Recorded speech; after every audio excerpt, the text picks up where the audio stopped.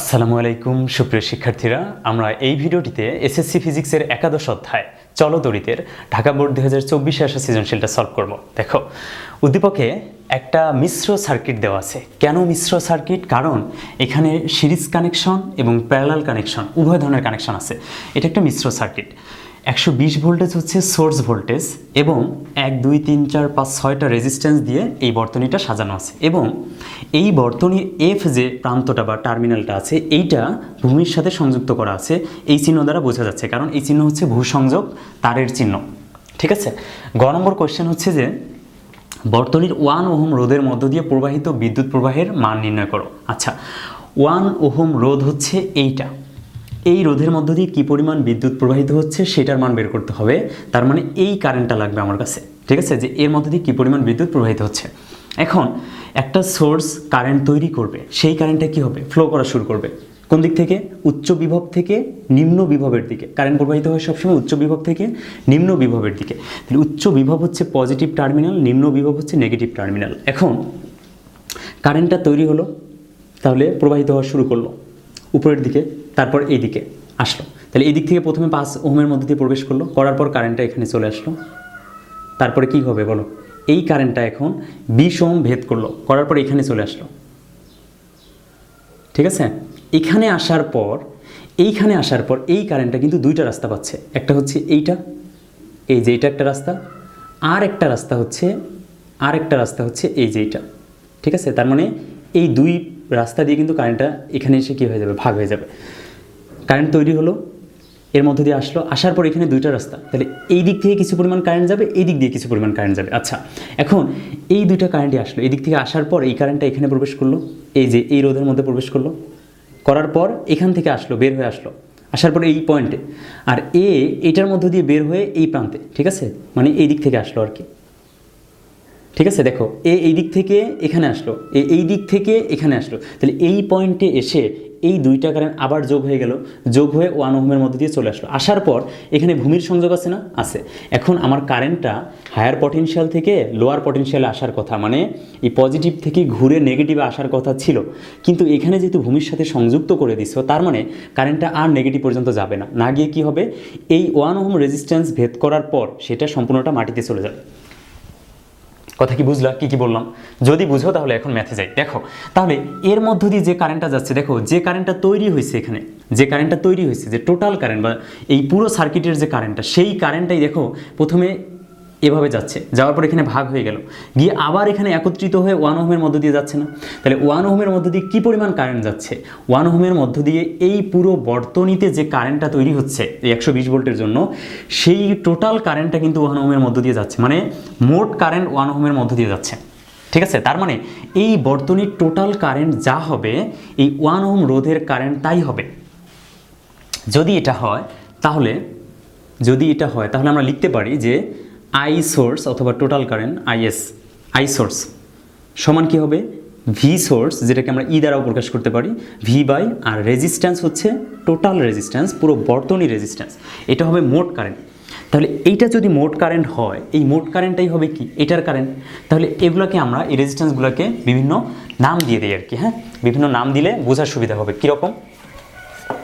সেটা হচ্ছে, যেমন মনে করো এটাকে ধরলাম হচ্ছে R1, এটাকে ধরলাম হচ্ছে R2, ঠিক আছে, তারপর এটাকে ধরলাম হচ্ছে R3, তারপর এটাকে ধরলাম R4, এটা হচ্ছে R5, ঠিক আছে, এটা হচ্ছে R6 মনে করো। ঠিক আছে, তাহলে এই R6-এর কারেন্টটা আমরা বের করব।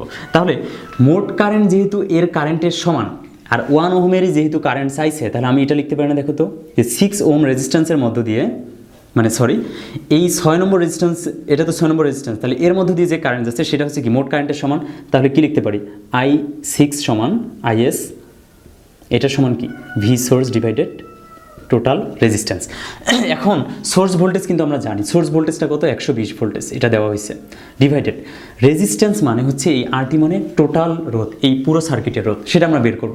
তো সার্কিট সলভিংয়ের ক্ষেত্রে সবসময় মাথায় রাখবা যে আমরা শেষ থেকে শুরু করব, শেষ প্রান্ত থেকে সার্কিটটাকে গুছায় সামনে নিয়ে আসবো। ঠিক আছে, এটা সবসময় করতে হবে, নাহলে তুমি মাঝখান থেকে অথবা যে কোনো অন্য সাইড থেকে ধরলে দেখবে সার্কিটটা মেলাইতে পারতেছো না। ঠিক আছে, তাহলে আমরা শেষ থেকে সার্কিটটাকে গুছায় সামনে নিয়ে আসবো। এই পাশ থেকে শুরু করবো। দেখো, এই R4 এবং R5 এই দুইটা সিরিজে কানেক্টেড, মানে হচ্ছে এই দুইটা শ্রেণীতে কানেক্টেড। তাহলে এই দুইটা থেকে আমরা প্রথমে রোধটা বের করি।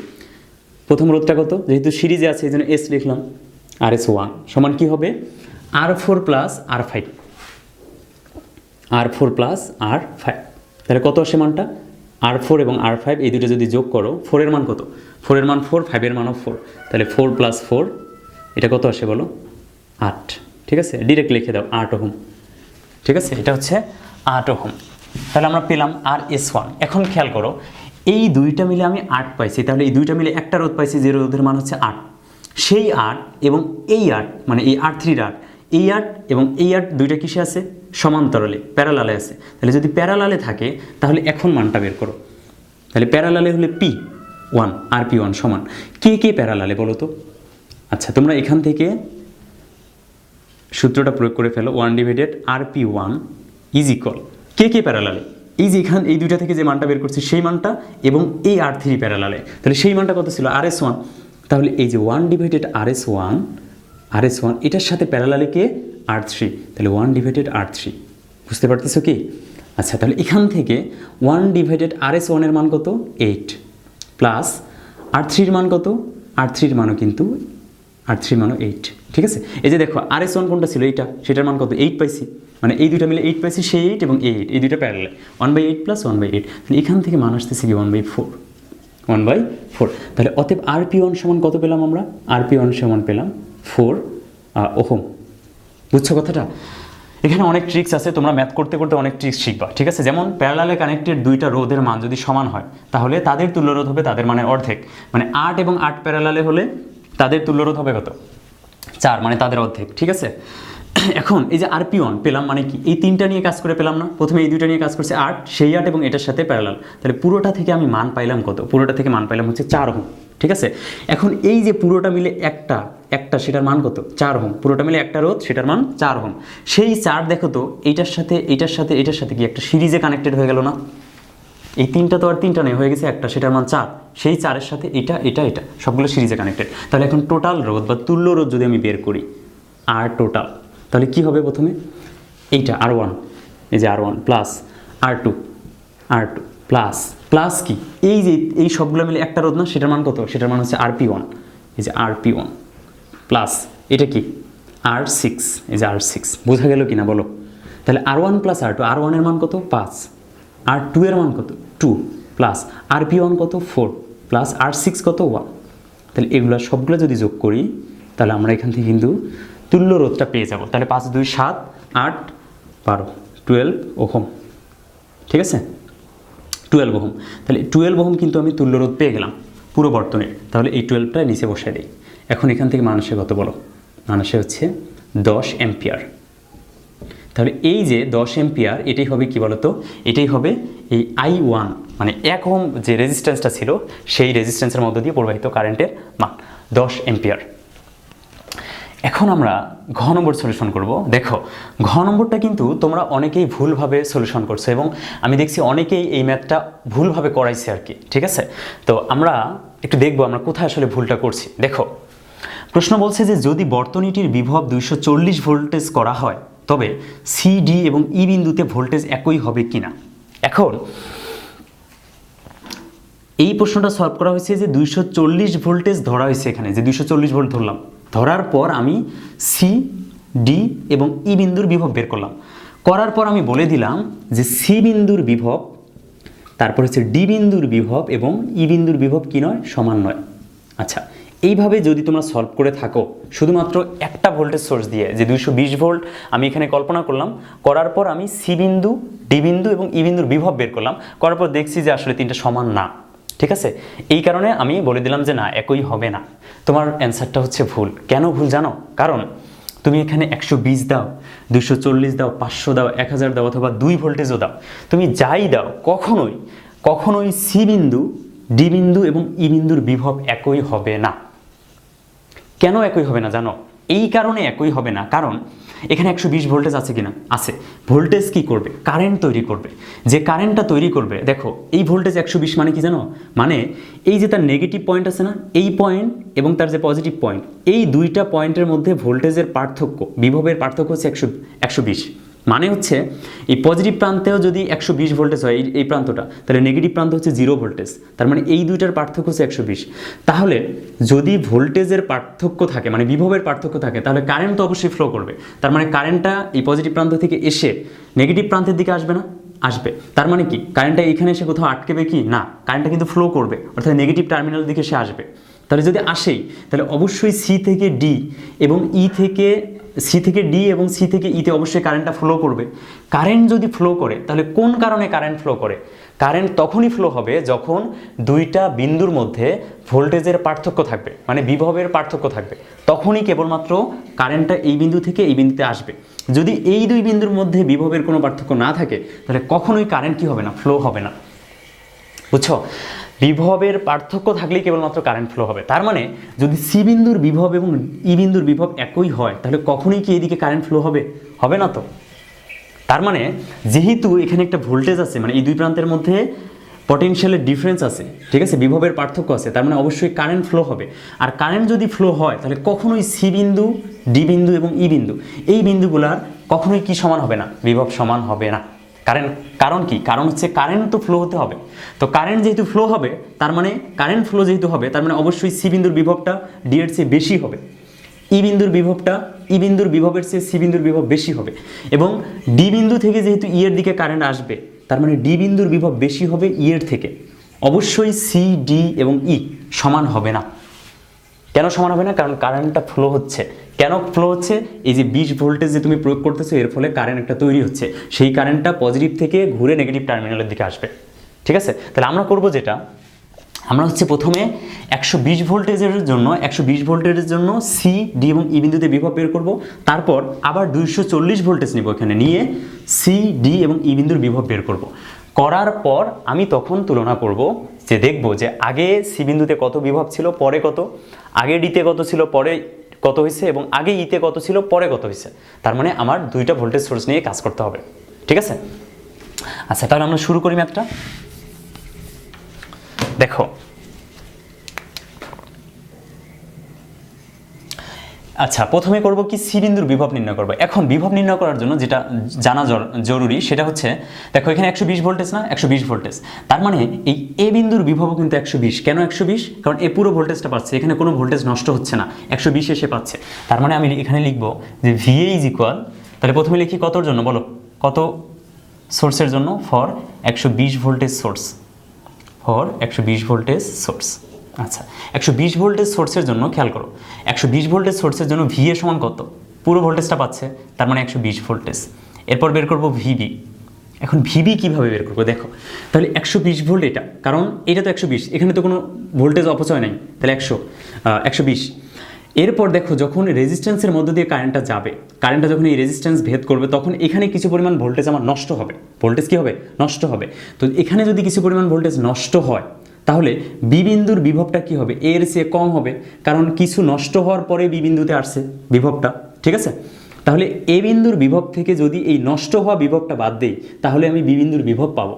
এই জন্য আমি করবো কি, ভিএ থেকে এইখানে কি পরিমাণ ভোল্টেজ নষ্ট হয়েছে সেটা বের করা দরকার, যেটাকে আমরা ভোল্টেজ ড্রপ বলে থাকি, মানে ভোল্টেজ নষ্ট হয়েছে কি পরিমাণ।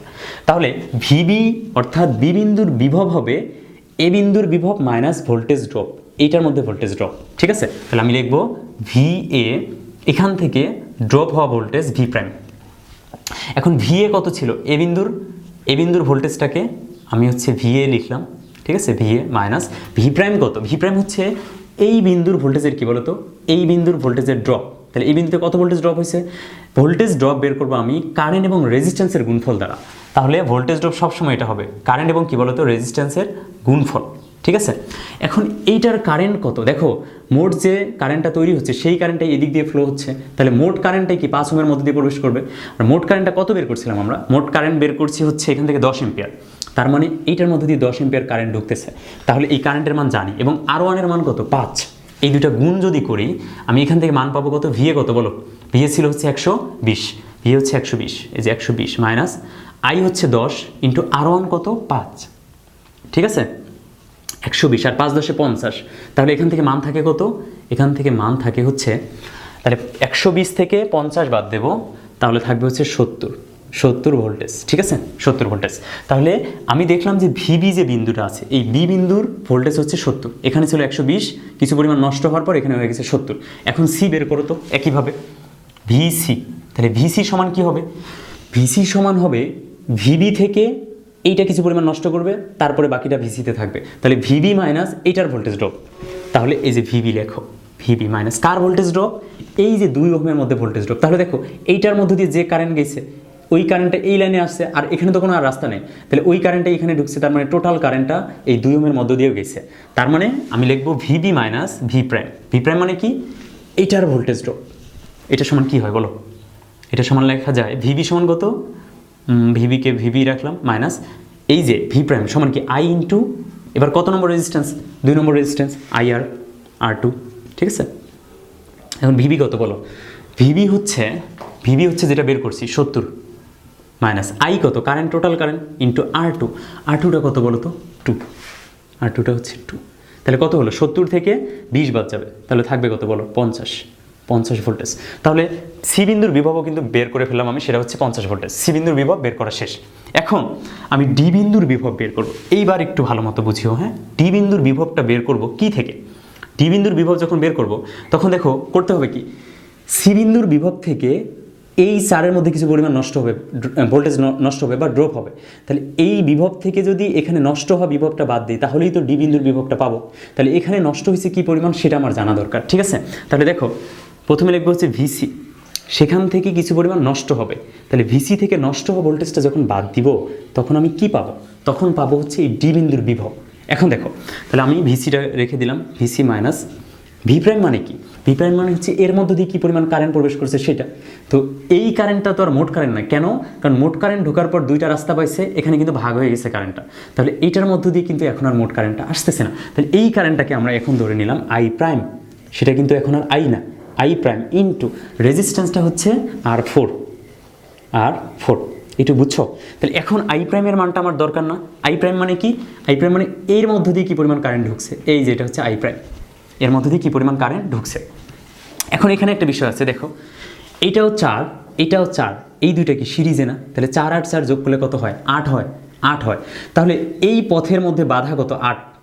আবার এই পথটা যদি বিবেচনা করো, এটা একাই কত? 8। তাহলে এই পথে যে কারেন্টটা ঢুকবে সেও 8 বাধা ফেস করবে, এইটাও 8 বাধা ফেস করবে। তাহলে এখানে যে আমাদের কত এম্পিয়ার কারেন্ট আসছে? 10 এম্পিয়ার। এই 10 এম্পিয়ার আসার পর দুইটা পথেই যেহেতু বাধা সমান, তার মানে 5 এম্পিয়ার কারেন্ট এইদিকে যাবে আর বাকি 5 এম্পিয়ার এইদিকে যাবে। কেন যাবে জানো? বাধা যদি কম বেশি থাকতো রাস্তায়, এই রাস্তায় এবং এই রাস্তায় বাধা যদি কম বেশি থাকতো, তাহলে কারেন্ট ভিন্ন ভিন্ন মানে বের হতো তখন, মানে এই রাস্তা দিয়ে তখন কিছু পরিমাণ কারেন্ট যাইতো আর এই রাস্তা দিয়ে ভিন্ন কারেন্ট যাইতো, ঠিক আছে। মনে করো এখানে বেশি গেলে এখানে কম, এখানে কম গেলে এখানে বেশি, এরকম হতো। কিন্তু এখন আমি দেখতে পাচ্ছি এই পথের বাধা এই পথের বাধা সেম, যেহেতু সেম তার মানে এই পথে অর্ধেক কারেন্ট যাবে, বাকি অর্ধেক এই পথে যাবে। দুইটা পথ দিয়ে অর্ধেক পরিমাণ কারেন্ট যাবে। কারণ কি? কারণ বাধা সেম দুইটা পথে, বুঝছো এটা কথা? আর যদি বাধা সেম না হতো তাহলে আমরা কারেন্ট ডিভাইডার রুল প্রয়োগ করে আমরা বের করতাম যে এটার মধ্যে দিয়ে কী পরিমাণ কারেন্ট আসতেছে। যেহেতু বাধা সমান তাহলে অর্ধেক কারেন্ট আসতেছে, তাহলে আই প্রাইম সমান কী হবে বলো তো? আই প্রাইম সমান হবে আমাদের যে টোটাল কারেন্ট সেটা 2 ভাগে ভাগ হয়ে যাবে। তো টোটাল কারেন্ট আমাদের কত ছিল বলো? টোটাল কারেন্ট আমাদের কত ছিল? টোটাল কারেন্ট ছিল আমাদের 10, সেটাকে 2 দ্বারা ভাগ করলে পাবো কত? 5 এম্পিয়ার। তার মানে 5 এম্পিয়ার কারেন্ট এর মধ্যে দিয়ে ঢুকতেছে, তাহলে এর মধ্যে দিয়েও কত ঢুকতেছে? এটাও 5 এম্পিয়ার ঢুকতেছে, বুঝছো? তাহলে যে 5 এম্পিয়ার ঢুকতেছে সেটা কি? এটার কারেন্ট। তাহলে কারেন্টটা আমি পেয়ে গেলাম, সেটা কত? 5। তাহলে ভিসি এর মান কিন্তু আমি জানি, ভিসি কত? ভিসি হচ্ছে 50 মাইনাস কারেন্ট হচ্ছে 5 ইন্টু রেজিস্ট্যান্স কত? রেজিস্ট্যান্স হচ্ছে 4। তাহলে এখান থেকে 50 থেকে 20 বাদ দিলে থাকে হচ্ছে 30 ভোল্টেজ। তার মানে ডি বিন্দুর বিভব হচ্ছে 30 ভোল্ট। কত ভোল্ট? 30 ভোল্ট। এই ডি বিন্দুর বিভব পেয়ে গেলাম আমি। এখন আমরা ই বিন্দুর বিভব বের করবো। দেখো তাহলে যদি ই বিন্দুর বিভব বের করি, তোমরাই বলো এখন কি হবে? তাহলে ডি বিন্দু থেকে ইতে আসতে গেলে এইটার বিভব থেকে কিছু পরিমাণ বিভব এখানে নষ্ট হবে, সেটা বাদ দেবো। তাহলে ভিডি থেকে নষ্ট হওয়া বিভব বাদ দিলে ই পাবো। এই যে ভিডি, সেখান থেকে কিছু পরিমাণ ভোল্টেজ নষ্ট হবে, তাহলে নষ্ট হওয়া ভোল্টেজটা কি বলো? ভিডি মাইনাস আই। এখন আমাকে বলো তো, এইটা যদি আই প্রাইম হয় তাহলে এই কারেন্টটা আর তো অন্য কোনো রাস্তা দিয়ে যাবে না, এসে এই দিক দিয়ে যাবে। তার মানে এটা যদি আই প্রাইম ঢোকে, আই প্রাইমে বের হবে, তার মানে এটার কারেন্ট ঢোকে আই প্রাইম। তাহলে এই যে আই প্রাইম ইন্টু কত বলো? এবার আর এর মান হবে কত? এটা। তাহলে এটাকে কয় নম্বর ধরছি? 5 নম্বর ইন্টু R5। তাহলে এখান থেকে আমি কিন্তু পেয়ে গেলাম যে ভিডি কত, ভিডি হচ্ছে 30 মাইনাস আই প্রাইমের মান কত, আই প্রাইমের মান হচ্ছে 5, 5 গুণন R5 কত, R5 হচ্ছে 4, 20। ঠিক আছে, এখান থেকে যদি বাদ দাও 20 বাদ দাও তাহলে থাকবে 10 ভোল্টেজ। তার মানে ই বিন্দুর বিভব হচ্ছে 10। তাহলে এখান থেকে কী পাচ্ছি বলো তো? আমরা প্রথমে সি পেলাম, সিতে কত, সি হচ্ছে 50, তারপরে কী পাইছি বলো, সি এর পরে পাইছি হচ্ছে ডি কত পাইছি বলো, ডি হচ্ছে 30 ভোল্টেজ। এরপর ই কত পাইছি, পাইছি হচ্ছে 10 ভোল্টেজ। তাহলে তিনটা বিন্দুর বিভব বের করলাম যখন ভোল্টেজ সোর্স কত দেওয়া ছিল বলো, যখন ভোল্টেজ সোর্স ছিল হচ্ছে, এখন আমরা যদি 240 ভোল্টের জন্য বিবেচনা করি, হ্যাঁ, যে ফর 240 ভোল্ট সোর্স, আচ্ছা 240 ভোল্ট সোর্সের জন্য যখন বিবেচনা করব তখন হবে কি কাহিনীটা। এখন কিন্তু আর আগের কারেন্ট নিয়ে কাজ করা যাবে না। কেন? কারণ যখন সোর্স ভোল্টেজ চেঞ্জ হয়ে গেছে তোমার পুরো সার্কিটের কারেন্টটাই কিন্তু চেঞ্জ হয়ে গেছে। শুধুমাত্র ঠিক থাকবে কি, রেজিস্ট্যান্সগুলো, মোট তুল্যরোধ সমান থাকবে। তাহলে তুমি মোট তুল্যরোধ কিন্তু বের করে নিছিলা কত, এখন কারেন্টটা কিন্তু জানা লাগবে। ঠিক আছে, মোট তুল্যরোধ কত, মোট তুল্যরোধ বের করে নিয়েছিলাম আমরা কীভাবে, 4 হচ্ছে 8 আর 8 প্যারালালে থাকলে হয় 4, 5 6 আর 5 হচ্ছে 11 12। তাহলে টোটাল রেজিস্ট্যান্স কিন্তু ছিল আমাদের কত, গ নম্বরে দেখো বের করছি আমরা, 12 ওহম ছিল, টোটাল রেজিস্ট্যান্স 12 ওহম ছিল। এখন কারেন্টটা বের করবো, এই যে দেখো আমার ভোল্টেজ জানা আছে, তাহলে সোর্স কারেন্ট কত হবে, আই সমান V/R। তাহলে V/R, আর কত, RT, V/RT। তাহলে সোর্স ভোল্টেজ কত, সোর্স ভোল্টেজ হচ্ছে 240 ডিভাইডেড রেজিস্ট্যান্স কত, রেজিস্ট্যান্স হচ্ছে 12। তাহলে এখান থেকে মানটা আসে কত, 20 এম্পিয়ার, এই যে 20 এম্পিয়ার।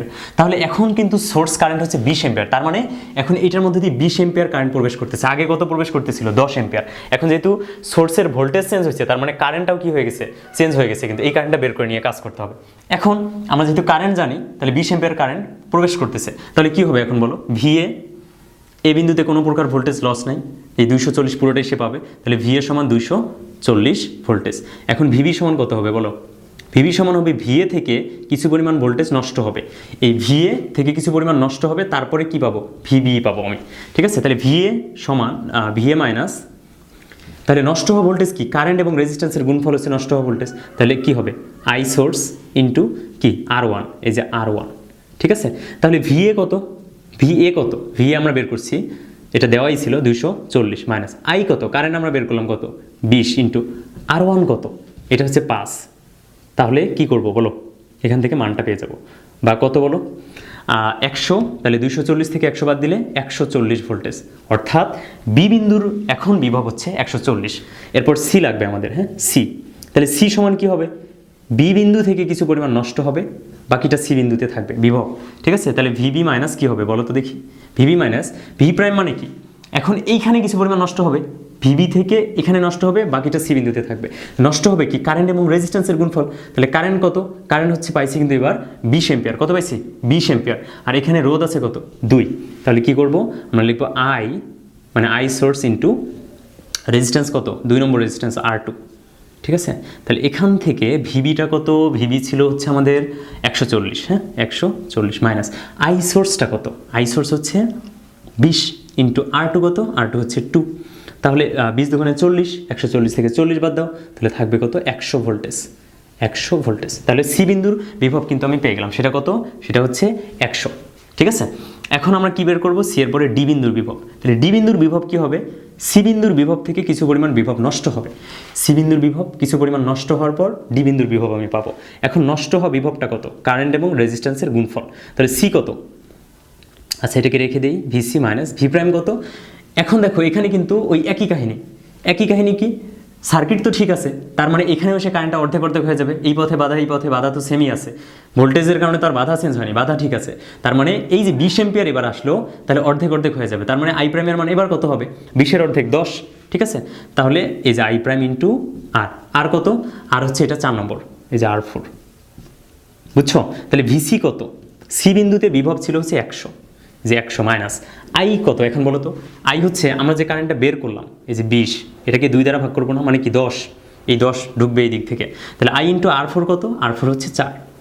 ঠিক আছে, তাহলে এটা যদি ক্যালকুলেট করি এখান থেকে ভিডি কিন্তু আমরা পেয়ে যাব। তাহলে এটা হচ্ছে কত, এটা হচ্ছে 10 20কে 2 দ্বারা ভাগ করলে 10, 4 10 40, 100 থেকে 40 বাদ দাও, তাহলে মানটা আসতেছে 60 ভোল্ট। তার মানে ডি বিন্দুর বিভব হচ্ছে 60 ভোল্ট। এখন ই বিন্দুর বিভব বের করো, তাহলে ই বিন্দুর বিভব হবে ডি বিন্দুর বিভব থেকে নষ্ট হয়ে যাওয়া কিছু পরিমাণ ভোল্টেজ। তাহলে কোথায় নষ্ট হয়েছে এখন দেখো, তাহলে ভিডি মাইনাস, তাহলে এই ভিডি থেকে এই রেজিস্ট্যান্সটা পার হয়ে এখানে আসতে হয়েছে, তাহলে এখানে কিছু পরিমাণ বিভব নষ্ট হবে। তাহলে ভিডি থেকে নষ্ট হওয়া বিভব মানে কি, কারেন্ট এবং রেজিস্ট্যান্সের গুণফল, এবং এইটার মধ্যে দিয়ে যে কারেন্ট ঢুকছে এটার মধ্যে দিয়েও সেই কারেন্ট বের হবে। তাহলে এটা যদি আই প্রাইম হয় এটাও আই প্রাইম, এটা যদি 20/2 হয়, এটা যদি 20/2 হয়, এটাও 20/2, মানে কত 10, এই যে 20/2। এখন কেন লিখলাম আই প্রাইম লিখি আগে, হ্যাঁ, যে আই প্রাইম ইন্টু কত বলো তো এবার, রেজিস্ট্যান্সটা হচ্ছে কত নম্বর, 5 নম্বর রেজিস্ট্যান্স, যে i5। তাহলে এখান থেকে মানটা কত আসে, ভিডি কত, ভিডি হচ্ছে 60 থেকে বাদ দাও, আই প্রাইম হচ্ছে 20/2 মানে 10 ইন্টু R5 কত, R5 হচ্ছে 4, ঠিক আছে। তাহলে এখান থেকে যদি বাদ দিই তাহলে হচ্ছে 10 40 থাকে মান 20, তাহলে 20 ভোল্টেজ। এখন ই বিন্দুর বিভব কত, 20 ভোল্ট। তাহলে এখন যে পাইলাম আমি ভিসিটা এখন কত, ভিসি হচ্ছে 100, ভিসি হচ্ছে 100, ভিডি কত, ভিডি হচ্ছে 60, এবং ভি কত, এখন ভি হচ্ছে 20। এখন দেখো ভিসি 50 100 30 60 10 20 মিলে কি, মিলে না। অর্থাৎ যদি বর্তনীর বিভব 240 করা হয় তবে সিডি ও ই বিন্দুতে ভোল্টেজ একই হবে না, একই হবে না। বুঝছো কিনা বলো।